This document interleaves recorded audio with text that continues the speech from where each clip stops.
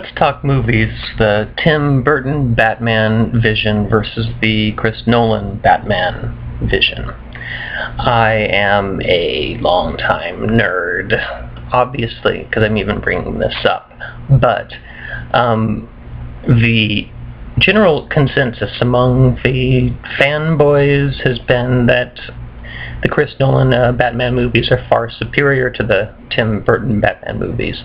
Unfortunately, people who are younger get the Tim Burton Batman films confused with the later Joel Schumacher films, which are terrible.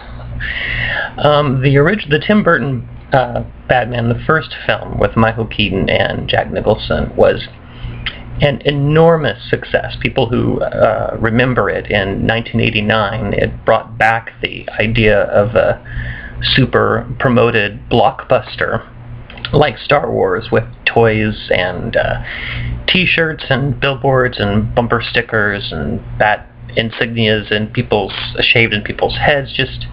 It was a huge phenomenon. The movie wasn't entirely well reviewed. It kind of got mixed reviews, but enough really good ones that the audience loved it. I was 13, so I naturally loved it, and I've seen it many times over the years, and I think it holds up, although it does have some plot problems, which is an accusation that has been brought against Tim Burton's films for years. It sets a remarkable atmosphere, which makes it a bit like an art film, if you'll excuse me. I know that's perhaps a bit of a stretch for some people,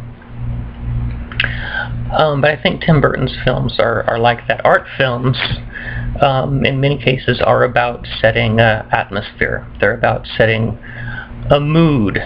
They're about recreating the feeling of a strange dream or a nightmare, and to do that, sometimes conventional plot needs to be sacrificed somewhat.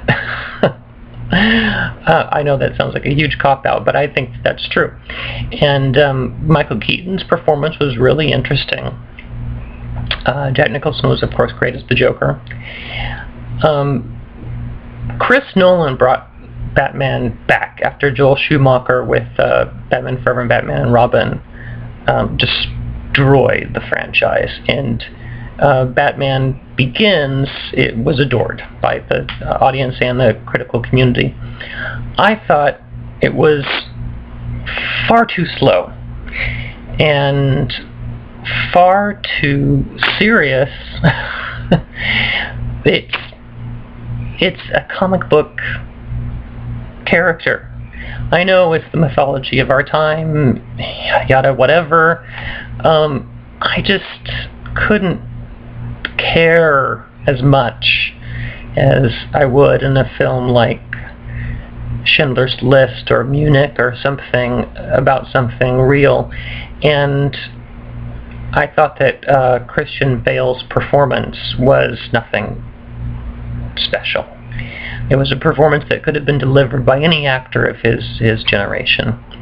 Keaton in that iteration, as a comic actor and someone who didn't physically look like a superhero, had to find a performance, had to pitch a performance, which I think he did. The way he depicted brooding and interiority in both Batman and Batman Returns, I thought was really something fairly remarkable.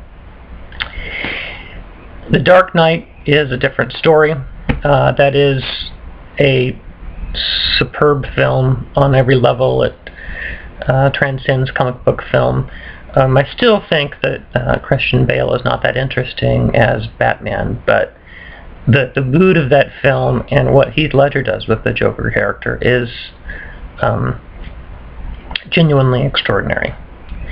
So I do think that you have to say that film wins. But I think that both the first two Burton Batman films have gotten a bum rap, probably particularly second one. The second one had more plot problems than the first, but it's, in my mind, kind of a weird, quirky masterpiece. People left the theater feeling kind of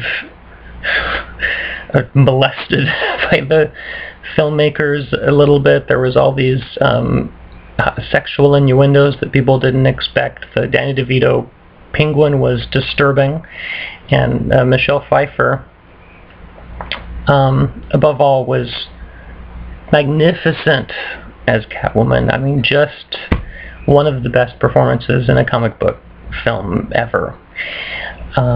Interested to see what Anne Hathaway does. Obviously, I like The Dark Knight a lot. Dark Knight Rises is coming out.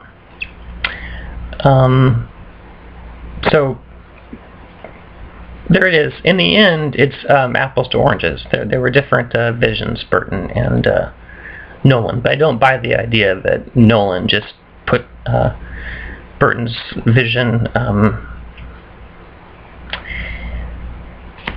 in the trash heaps forever. I don't buy that.